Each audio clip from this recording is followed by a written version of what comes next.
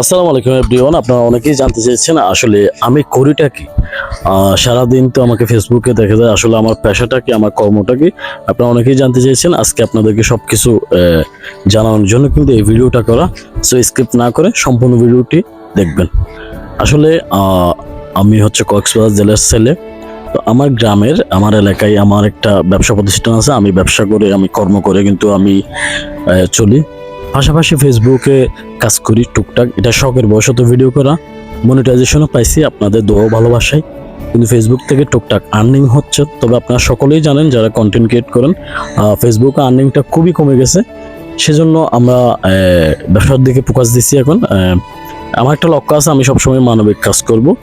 আর আমার এলাকায় যারা একদম নিম্ন আয়ের, যারা হতদরিদ্র, যারা অসহায়, একেবারেই চলতে পারেন না, তারা আমাদের সাথে দেখা করবেন। আমার নাম হচ্ছে রবিউল হাসান। যারা যারা চিনে তারা তো চিনেই। তো আমাকে আসলে কায়দাবাদ বাজারে একদম দক্ষিণ পাশে আমার দোকান।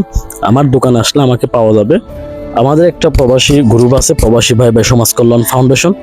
তো আমি সবসময় ওই গ্রুপ থেকে মানবিক কাজগুলো করার চেষ্টা করব, একটু সাপোর্ট করবো আর কি। যারা একদম অসহায় আছেন সবাই আসবেন, আমার সাথে যোগাযোগ করবেন। ইনশাল্লাহ আমার মাধ্যমে আমি যতটুকু পারি, হ্যাঁ, আমি সবাইকে একটু হেল্প করার চেষ্টা করব।